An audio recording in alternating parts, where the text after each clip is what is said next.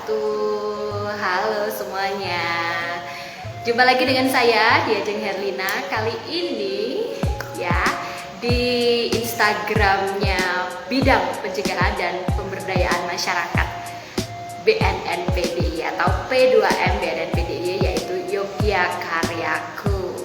Masih baru dan kali ini kita mau ngobrol sama alumni Satuan Tugas Anti Narkoba DIY atau STAN DIY, sebuah organisasi yang diperuntukkan bagi pelajar DIY untuk mencegah penyalahgunaan dan peredaran gelap narkoba di DIY. Halo teman-teman yang sudah bergabung, wah udah banyak banget nih ya, udah ada ribuan. Silahkan kalau mau komentar atau mau mungkin tanya-tanya sama narasumber kita, Mas Ripin Effendi. Mungkin ada yang udah kenal nih ya. Halo, ini siapa yang sudah bergabung ya? Kita cek dulu. Oh, Mas Ripin juga udah bergabung nih. Kita nggak nunggu lama ya, Mas Ripin.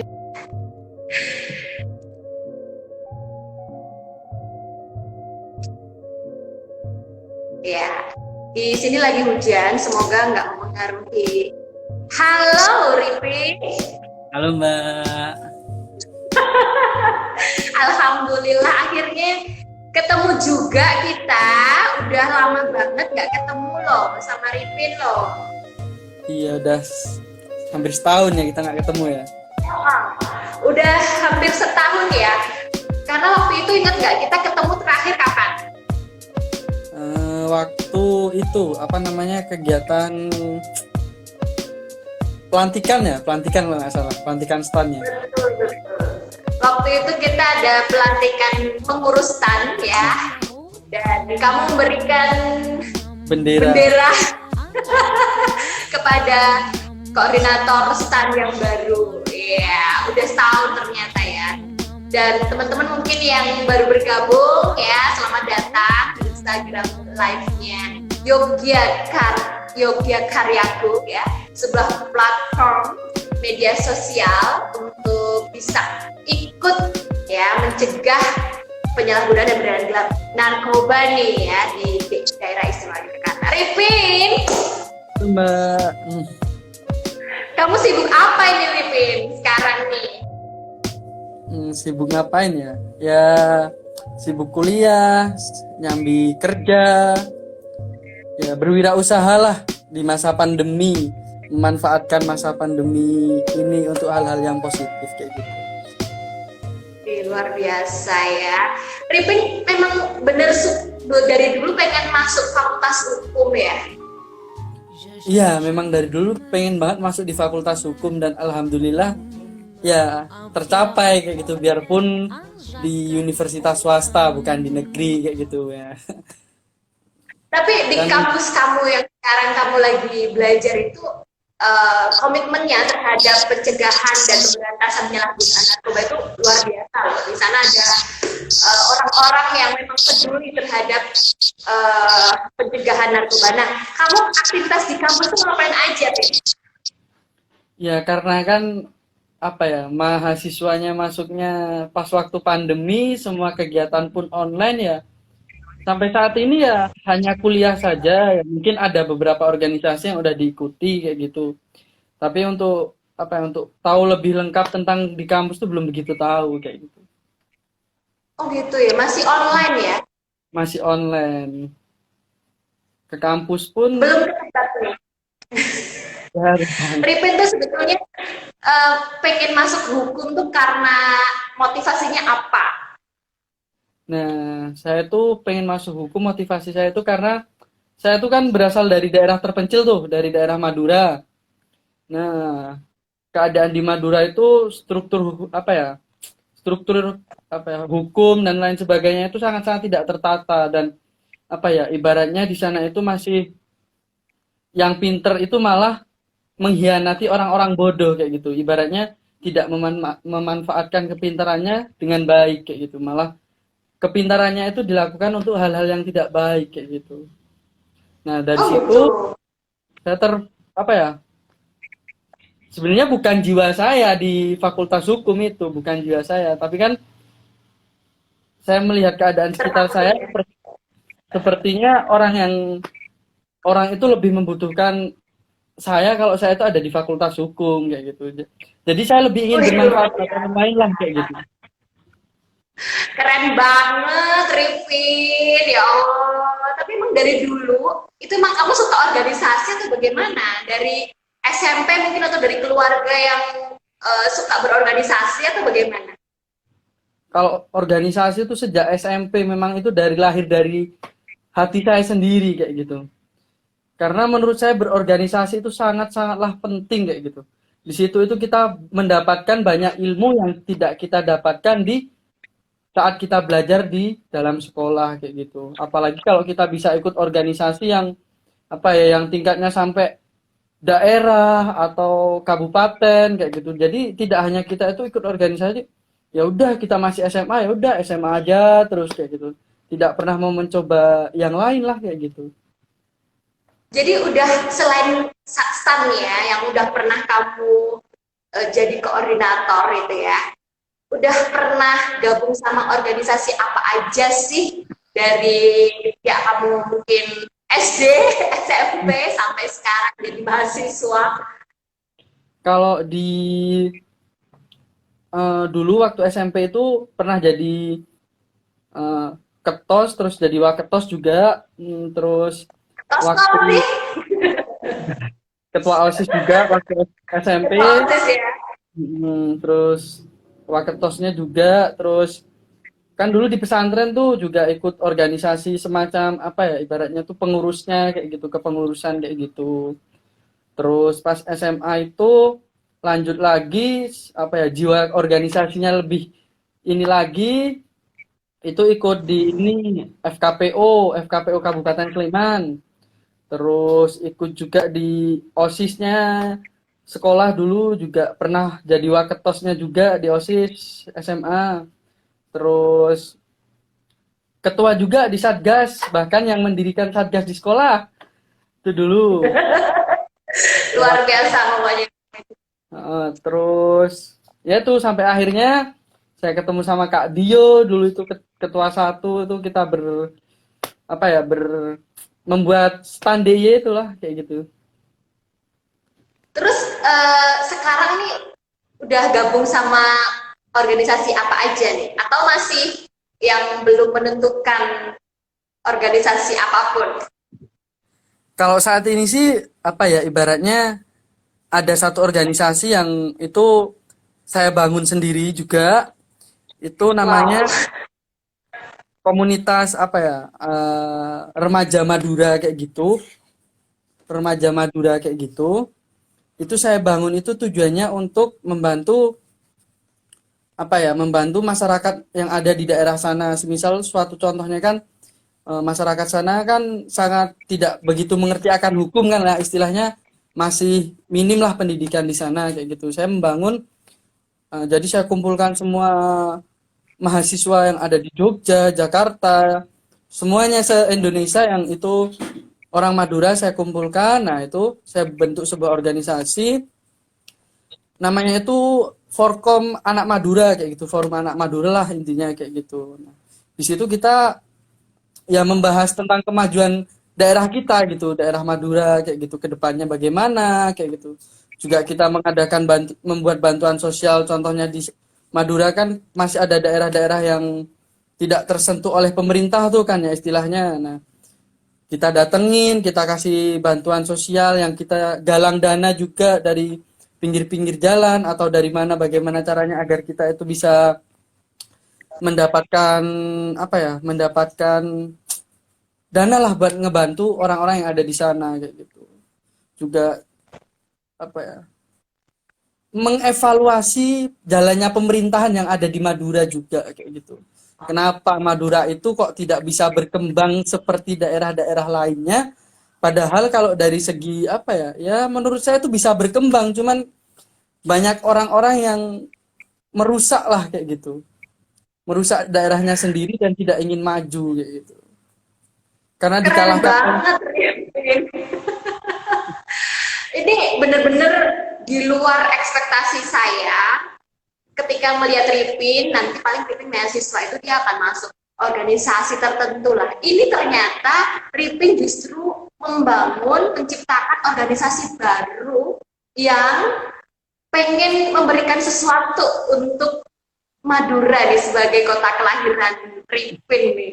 Aku boleh tahu nggak Ripin itu tuh gagasannya Ripin sendiri atau mungkin Ripin memang udah melihat nih ya, kayaknya ada potensi-potensi yang bisa jadi kekuatan Ripin untuk menyatukan teman-teman Madura yang lagi belajar di mungkin tersebar di seluruh Indonesia ya Ripin ya? Iya benar, tersebar di seluruh Indonesia. Ya itu sih awalnya karena apa ya? Mungkin ya gagasan itu dari saya sendiri sih, maksudnya saya kan dulu jarang nggak pernah pulang tuh, dan kebetulan 1 tahun yang lalu tuh saya pulang itu jalan-jalan di daerah Madura kayak gitu kan, jalan-jalan kayak gitu, wah kok jalan di Madura ini bolong-bolong semuanya kayak gitu, genangan air semuanya kayak gitu, dan pasar-pasar pun juga kok seperti tidak terurus kayak gitu, terus juga bantuan juga kok sepertinya orang yang miskin makin miskin, yang kaya ya makin kaya, kok kayak gitu kan saya mikirnya. Nah, dari situ saya ini apa namanya? Berpikir, oh gimana tuh caranya biar kita itu bisa apa ya? Bisa memperbaiki daerah kita tuh. Nah, akhirnya saya jalan-jalan tuh ke Surabaya, ke UIN Sunan Ampel tuh. Nah, jalan-jalan di sana tuh gudangnya orang Madura kan di sana. Nah, akhirnya saya ngobrol-ngobrol. Setelah ngobrol-ngobrol ya akhirnya ya ketemulah apa ya, ketemu titiknya kayak gitu, akhirnya kita berbincang akhirnya kita buat sebuah organisasi itu ya, biarpun sekarang masih awal lah istilahnya, jadi ya belum begitu terlihat kayak gitu. Tapi aku mengenal orang Madura tuh di Jogja, bahkan mungkin di skop nasional juga lumayan terkenal ya. Kita mengenal ada Pak Mahfud MD juga, kemudian beberapa akademisi juga berasal dari Madura kan. Jadi kayaknya ini, wah ini luar biasa nih Ripin, kita tunggu nanti ya. Jangan-jangan aku melihat nih ada potensi jadi bupati atau mungkin apa gitu di Madura. Ada arah ke sana nggak Ripin? Ada sih, ada sedikit arah untuk wah itu keren. Kita doakan bareng-bareng ya teman-teman ya, supaya Ripin nanti betul-betul bisa mewujudkan nih keinginan Ripin dan juga harapan masyarakat Madura semuanya nih. Oke Ripin, tadi kita udah membahas mengenai kenapa sih Ripin tuh akhirnya sekarang menjadi mahasiswa Fakultas Hukum. Nah, mau tanya nih Ripin, itu enggak kesulitan ngatur waktu antara kamu kuliah, kemudian kamu harus juga lagi hangat-hangatnya, panas-panasnya pengen bikin organisasi anak Madura gitu ya, dan juga berbisnis gitulah. Bisnis pun nggak cuma 1, tapi 3, ya kan? Kalau nggak salah nih ada bisnis yang betul-betul strategis ya, ada bisnis pecel lele, bener nggak sih? Benar. Terus Borjo, Borjo itu tiap aku lihat Borjo itu pasti penuh ya, anak-anak kampus mahasiswa pasti ke situ. Terus yang satunya apa nih Ripin? Konveksi Mbak, NR Konveksi itu. Tadinya aku bakalan nebak ini apa laundry, ternyata konveksi ya. Konveksi. Oke, mungkin bisa jelasin nih bagaimana kamu memutuskan untuk berwirausaha untuk jadi entrepreneur muda ini? Ya, semua itu apa ya Mbak? Tergantung dari diri kita sendiri sih, untuk bagi waktu atau bagaimana itu sebenarnya tergantung dari kita kayak gitu. Yang tahu kemampuan diri kita itu kan ya kita masing-masing lah kayak gitu. Gimana caranya kita bagi waktu. Kalau saya sih ibaratnya ya yang mana yang lebih penting ya itu yang saya utamakan terlebih dahulu kayak gitu. Ya maksudnya kan kalau kita di dalam berwirausaha itu kan kita tidak selamanya kita harus ada di tempat itu kayak gitu kan. Ya mungkin sehari saya di sini ya jadi saya buat jadwal kayak gitu. Kapan saya harus ngecek di sini, kapan saya harus ngecek di sana kayak gitu. Itu saya udah buat jadwalnya semua. Dan kapan saya harus bertemu dengan teman-teman saya, dengan keluarga saya kayak gitu. Itu semuanya udah saya susun dalam bentuk jadwal kayak gitu. Terus kapan saya harus bergabung di organisasi, dan cara apa yang harus saya lakukan di saat ada tiba-tiba, oh kita harus ada rapat dadakan tuh gimana caranya. Nah itu semuanya harus udah disiapkan sejak awal kayak gitu. Ibaratnya juga kita mau bangun sebuah usaha itu kita juga ngelihat kemampuan kita bagaimana gitu. Kalau kita nggak mampu ya jangan dipaksakan kayak gitu kan. Sebaliknya juga kita mau bangun sebuah organisasi kayak gitu. Kita bakalan mampu nggak tuh bangun sebuah organisasi? Kalau kita memang rasa kita ragu-ragu, jangan dilakuin dulu, tapi kita pertimbangkan dulu. Nah, enggak cari partner dulu yang sekiranya bisa ngehandle kalau kita tidak ada kayak gitu. Jadi ibaratnya tuh biarpun kegiatan kita tuh banyak, tapi kita tuh tetap santai kayak gitu. Jadi nggak cepet tua di masa muda kayak gitu. Karena banyak pikiran kayak gitu kan. Tapi yang penting happy kan Ripin menjalani semua aktivitas itu ya. Nah iya yang penting happy kayak gitu, santai. Ya semuanya dibawa santai.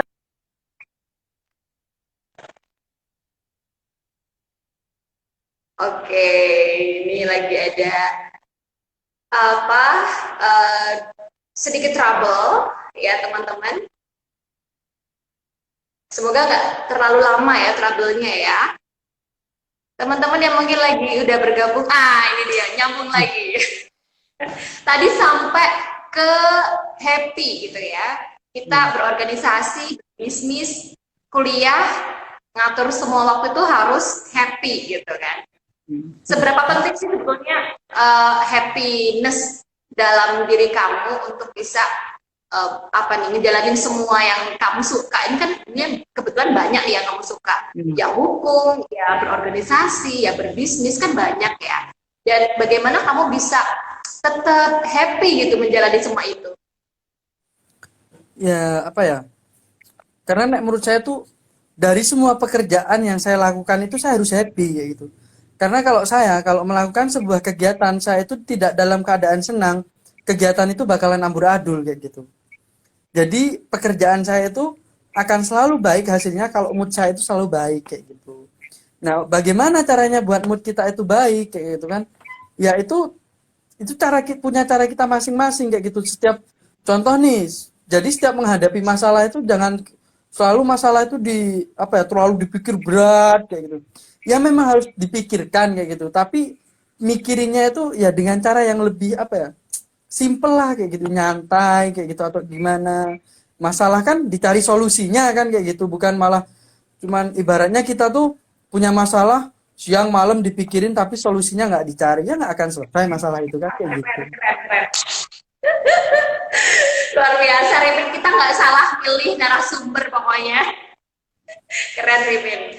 Terus apalagi nih yang bisa dibagi ke teman-teman biar nggak stres gitu ya ngadepin mungkin antara sekolah juga mungkin organisasi juga hobi dan mungkin masalah-masalah yang hadir dalam kehidupan remaja nih ya. Mungkin Ripin ada ada pesan-pesan buat teman-teman nih biar nggak kebawa stres ya kan. Biar nggak stres itu jadi kerja diimbangi dengan liburan kayak gitu, kerja diimbangi dengan kita kan punya hobi masing-masing tuh kan. Nah hobi kita tuh harus dijalani kayak gitu, bukan berarti usia kerja hobi ditinggalkan, jalan-jalan ditinggalkan, waktu untuk orang sekitar ditinggalkan, itu kan jadinya nggak maksimal kayak gitu loh. Oke, ini ada Mas Heri yang datang dan juga teman-teman semuanya mungkin udah tahu ya Ripin adalah koordinator dari Satuan Tugas Anti Narkoba tahun 2018-2019 ya Ripin ya, periode itu. Dan teman-teman perlu ketahui bahwa Ripin ini selain mahasiswa Fakultas Hukum, dia juga berbisnis, ada 3 bisnis yang sedang dia jalani, dan juga saat ini lagi menggodok lagi pengen banget mewujudkan namanya organisasi mahasiswa Madura di Indonesia. Itu luar biasa sekali terobosannya Ripin, dan ke depan nih kayaknya Ripin akan menjadi petai Mas Heri Santoso nih. Akan menjadi calon bupati mungkin ya di Madura. Kita kita support bareng-bareng karena Ripin aku lihat banyak hal-hal yang bisa menjadi potensi Ripin sebagai seorang leader deh. Kalau kamu sendiri ngerasain gimana Ripin? Sebagai seorang Ripin tuh potensi apa sih yang ada dalam diri kamu nih sehingga mungkin ke depan kamu jadi akan beneran nih jadi pemimpin bangsa nih. Silakan Ripin dijelasin. Sebenarnya kalau yang ada di jiwa saya itu ya jiwa sosialnya sih tinggi sih. Kalau saya ngerasa jiwa sosial saya itu tinggi gitu. Jadi saya tuh paling tidak senang di saat melihat orang lain itu berada dalam kesusahan kayak gitu. Terus juga jiwa kewirausahaan saya juga tinggi kayak gitu. Jadi banyak orang-orang yang ngomongin ke saya tuh ngapain sih ambil fakultas hukum, orang kerjaannya juga ini apa? Kerjaannya juga bisnis kayak gitu. Kerjaannya juga adanya di goreng-goreng ayam atau mungkin motong-motongin kain atau apalah, ngapain ambilnya fakultas hukum, nggak ngambil manajemen dan yang lain sebagainya gitu. Karena menurut saya kalau dari segi kewirausahaan itu saya udah punya ilmunya kayak gitu. Untuk nambah ilmu itu tinggal saya belajar ke orang yang lebih pinter aja, yang lebih bisa daripada saya kayak gitu. Yang menurut saya lebih baik lah kayak gitu. Nah, saya belajarnya dari situ aja sih. Dan kalau di hukum itu kan karena saya memang belum begitu paham dan belum begitu memiliki ilmunya, maka saya pengen mendalami, kuliah pun memilihnya di fakultas hukum kayak gitu. Jadi kan apa ya, saya dapat ilmu itu nggak cuman oh saya orang wirausaha saya harus jadi apa ya, kuliahnya harus wirausaha, kerjanya juga harus wirausaha terus kayak gitu. Nggak kayak gitu. Kayak ya apa yang bisa kita coba dicoba kayak gitu. Dan itu kayaknya dorongan yang sangat besar dari dalam diri kita sendiri ya Ripin ya. Iya. Ya. Jadi kan banyak teman-teman mungkin yang masih apa namanya mencari jati diri nih ya. Jadi nyari kegiatan itu bukan karena dia senang, tapi karena mungkin dorongan kanan kiri atau mungkin dari pengaruh lingkungan gitu ya. Tapi kalau Ripin sendiri ngerasain dorongan dalam diri sendiri itu lebih berpengaruh ya Ripin ya. Ya, kalau saya sih ngerasa dorongan dari diri saya sendiri itu lebih berpengaruh. Tapi kadang-kadang saya juga goyah di saat ada dorongan buruk dari orang-orang sekitar kayak gitu. Oh gitu. Iya, tetap merasakan goyah lah, namanya juga manusia kan ya. Nah, maka dari itu kita juga harus apa ya? Belajar untuk apa ya? Istilahnya itu belajar untuk mengendalikan diri kita sendiri itu untuk tidak tergoda dengan apa yang dikatakan orang lain. Apa ya? Istilahnya punya prinsip gitulah. Jadi kayak kata orang kayak gini ngikutin, yang satunya bilang kayak gini ngikutin. Nah kalau kita ikutin kata orang semuanya kita nggak akan pernah sukses kalau menurut saya. Jadi kita itu juga harus mengikuti kata hati, kata orang itu juga diambil tapi diambil yang positif-positifnya aja kayak gitu. Dan jangan pernah menyesali apa yang udah terjadi di masa lalu kayak gitu. Jadikan masa lalu itu sebagai pelajaran kayak gitu. Sedikit cerita aja nih ya Mbak. Boleh. Gitu. Saya tuh dulu orang yang tersepelekan sebenarnya. Karena kenakalan saya. Iya benar. Di apa ya? Di tahun 2000 dulu kan saya pernah nyantri tuh, santri gagal kan ya. Di tahun berapa itu? 2014 atau 2000 SMP sampai itu. Saya tuh pernah tersepelekan, bahkan sama orang-orang terdekat saya aja disepelekan karena nakalnya saya kayak gitu.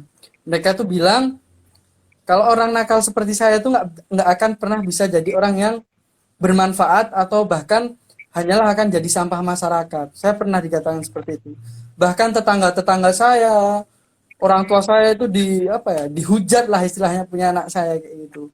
Anak seperti itu inilah itu. Tapi dari situ itu saya tidak pernah tidak pernah untuk down atau seperti apa. Dari omongan orang itu saya belajar kayak gitu. Oh berarti memang saya itu pernah mengecewakan orang tua saya. Bagaimana caranya saya itu bisa membanggakan orang tua saya kayak gitu. Ya jadi kadang kan orang wah saya nyesel tuh pernah ngelakuin ini. Belum tentu kalau dulu saya nggak pernah ngelakuin keburukan itu saya bisa jadi seperti saat ini kan kayak gitu. Semua itu kan kita tidak mungkin tidak tahu kayak gitu.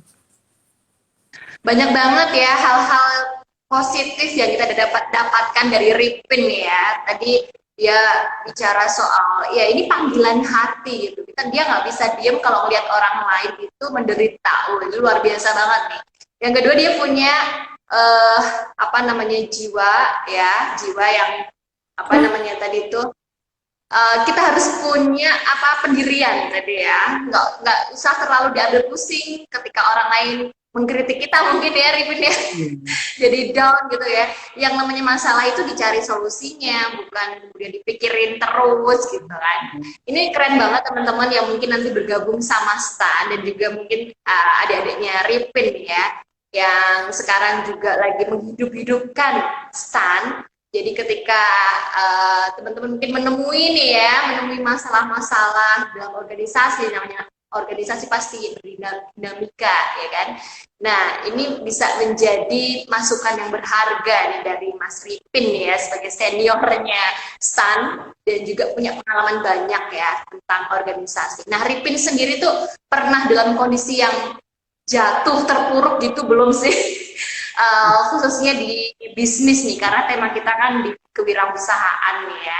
Kita pengen tahu nih Ripin bagaimana apa namanya, mengatasi gitu ya problem-problem yang biasanya kan kalau bisnis itu kan sangat ya, aku lihat sendiri sih penuh dengan tantangan gitu ya, beresiko gitu ya, untung rugi. Nah, ini Ripin sendiri untuk mengatasi hal seperti itu bagaimana? Ya, jadi kalau di bisnis ditanyakan pernah bangkrut nggak atau pernah jatuh nggak atau gimana? Jelas jatuh bangun saya apa ya, di bisnis itu saya jatuh itu hampir mungkin kalau dihitung-hitung ada 15 kali saya jatuh itu. Jadi untuk bisa sampai ya maksudnya sedikit lebih baik pada saat ini tuh saya melewati 15 proses saya jatuh itu. Jadi yang pertama itu tantangannya kalau kita ya kayak seperti saya itu tantangan pertama itu ya mungkin yang pertama itu saya mencoba awal bisnis itu saya coba ikut join sama temen kayak gitu. Join usaha jadi ya pasti di dalamnya itu adalah suatu kebohongan kayak gitu. Akhirnya anjlok usahanya, gulung tikar kayak gitu ya. Terus kalau enggak dari partner mungkin dari juga bisa juga dari karyawan juga.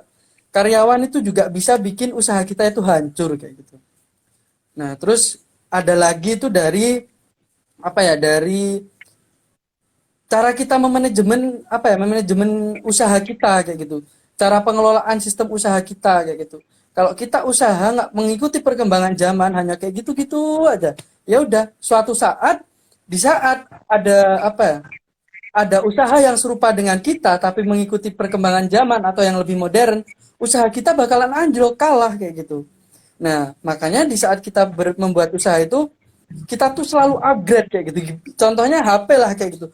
HP atau aplikasi yang ada di HP itu pasti kan di upgrade karena mereka kan tidak mau kalah saing dengan yang lainnya kayak gitu. Jadi keluar iPhone tuh ngeluarin iPhone 11, iPhone berapa itu kan karena mereka pengen update. Sebaiknya Kalau di diri saya juga kayak gitu. bisnismu sendiri bagaimana, Ripin? Ya, yang sudah kamu terapkan nih untuk mengikuti zaman ini, ada nggak? Nah, Kalau di kalau saya sih biasanya di strategi marketingnya juga kayak gitu.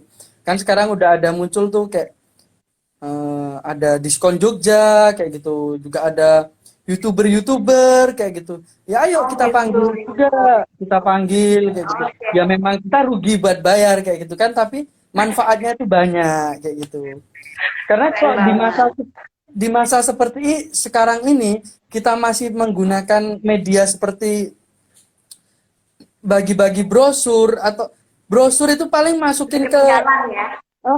di wall-wall dibuang malah kita sakit hati kan istilahnya kayak gitu. Nah, sekarang kan Oke. udah ada ibaratnya tuh media sosial itu lebih ini kalau buat promosi itu kalau saya lebih baik di media sosial kayak gitu. Karena Oke. banyak orang yang sukses bisnis itu malah di media sosial, Mbak. Contohnya Oke. pakai Shopee, mereka jadi jualan di Shopee, jualan di Tokopedia, kayak mungkin Mbak Lina juga jualan itu tuh di Tokopedia atau di Shopee itu kan, baju muslim gitu kan, atau di apa ya, all shop kayak gitu kan. Iya, dan teman-teman nih kalau pengen tahu bisnisnya Ripin gimana nih, mungkin Ripin bisa sekalian promo nih. Di mana, Pin? Kamu punya apa? Burjo sama penyetan tadi. Bisa Penyetan mampir itu lagi. ada ada di Jalan Kalurang KM 9,3 pas di Jalan Ploso Kuning 5 itu. Ploso Kuning 1. Pokoknya pas depan Balai Desa. Balai Pas depan Desa Balai ya. Desa. Neng Jalan Kaliurang 9,5 ya. 9,3, Mbak. 9,3. Oke, itu yang Penyetan. Terus yang Borjonya di mana? Jakal KM 14 Utara UII. Oke. Namanya apa? Mungkin bisa dibagi nama Borjonya. 3 saudara. Oh, 3 saudara. Kayaknya sering baca ya. Teman-teman silakan nanti mampir loh ya. Passwordnya Stan gitu ya. Dapat harga khusus nih dari Mas Ripin nih. Biasa ke warung jam berapa, Ripin? Kalau di Penyetan itu biasanya sore, jadi jam berapa ya, jam ya nggak mesti sih, intinya sore kayak gitu. Kalau di Penyetan itu biasanya jam habis maghrib lah kayak itu, habis sholat maghrib itu sampai 1 jam lah intinya di sana itu, 1 jam di sana. Kalau yang lainnya itu random. Kalau di konveksi itu kan jarang-jarang, mungkin kalau pas ada orderan besar kayak gitu kita harus rapat bareng-bareng, itu baru saya di sana. Oke, nanti teman-teman mungkin bisa mampir ya, sekalian rapat gitu ya di tempatnya Nah, Ripin, ya kan? Rapat tentang ditunggu. Stan nanti bisa diagendakan di tempatnya Ripin di Penyetan Pecel Lele sama di Borjo, wes. Atau mungkin Ripin nanti jadi sponsornya gitu ya, jadi donaturnya nanti ya. By the way, Ditunggu. Ripin, di Stan itu juga ada bidang kewirausahaan. Ripin mungkin juga udah tahu ya. Nah, ini Ripin sebagai alumni dari Stan mungkin ada masukan kepada teman-teman pengurus Stan nih, bagaimana mengembangkan kewirausahaan di organisasi yang pernah Ripin eh, ada di dalamnya. Kalau di organisasi STAN sendiri sih, kalau menurut saya untuk mengembangkannya itu sangatlah mudah kayak gitu. Contohnya nih ya, Oh ya? mungkin dari kewirausahaan teman-teman STAN tuh contohnya rutin loh. Jadi setiap bulan itu rutin kayak gitu. Kalau enggak, yang pertama itu kita bisa simpelnya lah ya kan kayak gitu. Kita bisa buat kaos kayak gitu. Jadi buat kaos terus pre-order, nanti kita ambil keuntungan berapa persen kayak gitu. Ya, kita juga di situ promosi nama stan kan sampai kemana-mana, tapi kita juga ada pemasukan buat stan juga kayak gitu. Karena kan anggota stan itu sangat banyak banget kan di Jogja. Bayangin di Jogja ada berapa sekolah kan itu. Saya dulu seneng banget, sering pas waktu sering datang-datang ke sekolah-sekolah promosi itu, nambah-nambah temen itu. Terus juga bisa tuh juga apa ya? Ya mungkin buat istilahnya tote bag lah atau apa kayak gitu, nanti enggak satu berapa berapa mungkin setengah periode, setiap setengah periode itu ngadain semacam bazar kayak gitu. Bazarnya nggak usah muluk-muluk lah istilahnya, stand yang menyediakan tempat kayak gitu. Nanti orang yang ngisinya itu orang-orang luar juga. Stand itu juga apa ya, kayak istilahnya itu stand itu dari setiap apa ya, membuat apa ya istilahnya itu, buat apa ya istilahnya itu, buat lupa saya jadian. Oh ya, atau mungkin eh, jadi penyelenggara bazar gitu ya. Jadi penyelenggara bazar kayak gitu. Dan juga teman-teman stan itu juga jangan mentang-mentang anak stan kayak gitu juga cuman aktifnya ngurusin narkoba terus kan kayak gitu. Jadi teman-teman stan itu juga jiwa sosialnya juga harus muncul loh ya. Jadi dulu pas era saya itu beneran, Iya, iya, iya, iya. pas era saya tuh tidak hanya kita tuh stan kayak gitu, kita harus ngurusin yang narkoba terus kayak gitu. Kita itu juga harus melihat sekitar. Nih contohnya sekarang nih lagi ada bencana bencana banjir tuh. Harusnya teman-teman dari stan itu peduli turun ke jalan ngadain galang dana kayak gitu. Atau Siap, senior. atau mungkin gimana gitu. Dulu itu saya Oke. sama teman-teman itu. Ya. Oke. Tapi Ripin omong-omong masih komunikasi nggak sih sama teman-teman stan yang sekarang? Mungkin berkomunikasi, tapi mungkin hanya 45%-nya saja kayak gitu. Karena lagi sibuk ya, sibuk mengelola bisnis dan juga lagi sibuk kuliah juga ya di Fakultas Kuliah. Hukum ini. Kita seneng banget Ripin bisa ada di Instagram live kita di Jogja Karyaku ini. Waduh, kalau aku rangkum tadi kayaknya nggak cukup ini waktu untuk bisa menjelaskan nih ya, karena Ripin tuh kehadiran di sini sangat bisa memotivasi teman-teman pengurus stan dan juga semua audiens Instagram live bahwa untuk bisa menikmati kehidupan sebagai mahasiswa, juga bisnismen dan juga orang yang suka organisasi itu ternyata sangat mungkin ya menikmati semuanya ya, gitu loh. Semuanya bisa diatur asal kita punya perencanaan yang baik gitu.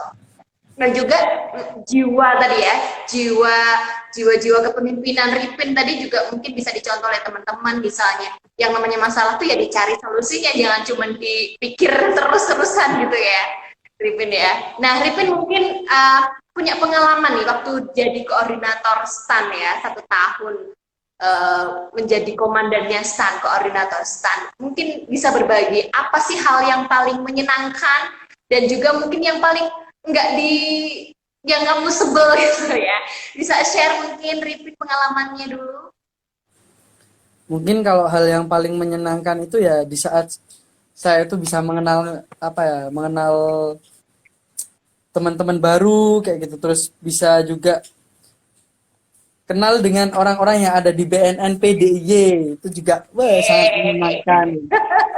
Apalagi sering main ke sana itu juga menyenangkan. Kalau program yang paling menyenangkan bagi saya itu adalah saat roadshow ke sekolah. Ya. Senang sekali, kenapa? Ibaratnya tuh datang ke sekolah-sekolah itu bisa kenal sama banyak orang kayak gitu, bisa berinteraksi sama orang baru kayak gitu juga. Ya pokoknya hal yang paling seneng itu saya di saat ikut kegiatan roadshow kayak gitu. Nah sama mengikuti kegiatan yang diadakan BNN PDIY itu pasti seru-seru itu kalau ikut itu. Kemarin contohnya pas waktu saya itu terakhir kayaknya pas jabatan terakhir saya itu di 0KM kalau nggak salah, di itu pas waktu acara Hani kalau nggak salah ya Mbak, sebelum pandemi. Hani sekarang kan udah masuk pandemi itu kegiatannya online semua. Iya. Iya, Ripin. Tapi juga pasti ada hal-hal yang mungkin bikin kamu agak mengernyitkan dahi, kok kayak gini sih ya, gitu ya. Berdinamika gitu ya. Pasti ada dan pasti pernah gitu ya. Nah, bagaimana seorang Ripin menyiasati nih ketika misalnya harus rapat atau mungkin harus ketemuan, tapi ternyata yang bisa datang cuma sedikit gitu, bahkan mungkin cuma Ripin sendiri gitu. Itu pernah atau enggak sih terjadi dalam masa periodenya Ripin? Terus apa yang Ripin lakukan gitu? Ya pernah terjadi, karena kan menurut saya itu adalah hal yang manusiawi. Karena di stan DIY ini kan keanggotaannya itu bukanlah cuman berarti bukan cuman satu sekolah kayak gitu. Jadi kadang kan sekolah yang lain itu kegiatannya dengan sekolah yang satu dengan sekolah yang lain itu kan tidak sama kegiatannya. Ya. Jadi ada juga pas waktu itu saya rapat sudah dijanjikan, sudah disusun dengan rapi, sampai ke lokasi saya hanya datang sendiri gitu. Pernah juga gitu.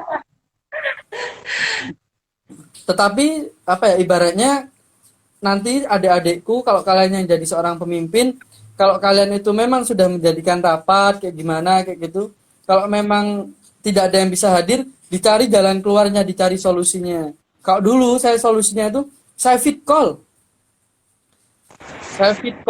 saya Google Meet kayak gitu. Kalau memang udah ibaratnya ketemu nggak bisa, kita cari jalan keluarnya kayak gitu, bukan malah ketemu nggak bisa mentang-mentang datang sendirian terus istilah lagi semena-mena nesu-nesu neng grup kayak gitu. Seorang pemimpin itu tidak baik kalau kalian itu marah-marah kayak gitu. Karena kalau terlalu sering marah-marah nanti kalian tidak akan dihargai sama bawahan kalian kayak gitu. Jadi keren banget. Pemimpin itu kan memiliki jiwa kepemimpinan, berarti apa ya, pemimpin itu harus bisa menyelesaikan suatu masalah itu dengan kepala dingin kayak gitu. Jadi bukan Kayak AC ya, malah dingin. Aduh terus Ripin, aku melihat banyak sekali perkembangan dalam diri seorang Ripin dalam waktu 1 tahun ini. Aku nggak tahu kenapa. Apa mungkin ini efek dari kamu mencoba untuk berbisnis, terus akhirnya kamu punya banyak kemampuan kepemimpinan yang akhirnya luar biasa ini. Dan teman-teman mungkin yang pernah kenal Ripin ya dan juga mendengarkan IP Live pada sore hari ini gitu ya, bisa ngerasain ya, bisa merasakan betul gimana semangatnya Ripin dan juga berbagi pengalamannya Ripin nih tentang berkepemimpinan dan juga organisasi tadi. Nah, Ripin mungkin ada pesan-pesan buat adik-adik yang mau bergabung ke STAN karena sekarang sudah mau pergantian pengurus lagi nih Ripin ya. Ada yang akan mulai menjadi newbie di STAN, ada yang mau mulai daftar di STAN nih. Mungkin kamu akan memberikan motivasi pada teman-teman atau adik-adik di STAN, silakan. buat teman-teman nanti yang mau daftar di STAN, apa ya, jangan ragu buat daftar di STAN, atau mungkin jangan berpikir ini organisasi baru atau organisasi apa. Ikut di STAN itu sangat seru dan juga manfaat yang kita dapatkan itu sangat-sangat banyak sekali kayak gitu. Jadi ilmu yang kita dapat di STAN itu apa ya, tidak akan pernah kita bisa dapatkan di organisasi-organisasi lain kayak gitu. Kalau nggak percaya nanti buktikan aja daftar di STAN kayak gitu. Apa ya? Kalau memang ada apa ya, bisa nanti apa ya, calling saya kayak gitu. Mas, apa di STAN ini cuman kayak gitu-gitu aja, nggak mungkin. STAN itu dari masa ke masa itu perkembangannya sangat bagus kayak gitu. Dan dari setiap periode ke periode itu pasti ada dobrakan-dobrakan baru yang buat kita itu tercengang kayak gitu. Ibaratnya dulu angkatan 1 seperti itu, angkatan 2 seperti itu. Di angkatan 3 ini saya tercengang sekali kayak gitu. Di masa jabatannya Sudento ini sangat tercengang kayak gitu. Sangat-sangat apa ya istilahnya, ada perkembangan kayak gitu. Bravo untuk Bento dan juga seniornya. Nanti pun juga apa ya istilahnya, apalagi di angkatan ketiga aja udah seperti ini kayak gitu. Lah angkatan ketiga, keempat, kelima, wah stande ini mungkin udah bukan apa ya, wah udah organisasi yang sangat-sangat keren kayak gitu.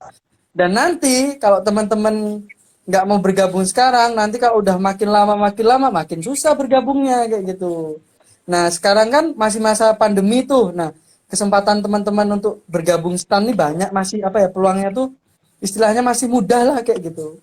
Karena kan nggak mungkin tuh diundang sama Mbak Lina ke BNN semuanya buat wawancara tuh. Apa iya Mbak?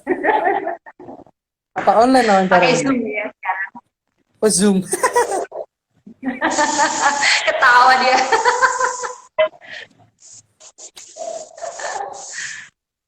Ya, kayak gitu. Jadi jangan Oke, takut Ripin. gabung di STAN kayak gitu. Dan terima kasih puluhan ribu orang yang sudah bergabung di Instagram Live kita di Yogyakaryaku. Hari ini kita berbahagia sekali. Ripin sudah berbagi tentang ilmu kewirausahaan, juga ilmu kepemimpinan yang semoga bisa bermanfaat untuk kita semuanya. Untuk teman-teman yang mau bergabung di STAN, kata Ripin semakin hari semakin baik kualitas dari STAN. Jadi teman-teman silahkan untuk bisa membuktikan bagaimana sih kerennya jadi anak STAN tuh ya. Dan terima kasih untuk bisa bergabung di Instagram Live kami. Untuk Ripin nanti kalau misalnya ada acara di STAN, mungkin masih memungkinkan ya untuk hadir dan juga memberikan motivasi kepada teman-teman ya. Siap. Ditunggu acaranya. Gitu. Ya, dan jangan lupa mampir ke Penyeta dan juga Borjonya si Ripin nih, tiga saudara di Jalan Kaliurang ya. Oke, thank you teman-teman. Sampai jumpa di Instagram Live berikutnya. Besok ada Instagram Live lagi di Info BNNP DIY bersama koordinator dari STAN ya, dengan Dento ya kalau nggak salah. Oke, terima kasih. Assalamualaikum warahmatullahi wabarakatuh. Hidup 100%, sadar, sehat, produktif, bahagia, tanpa narkoba. Thank you, Rifin. Terima kasih teman-teman semuanya.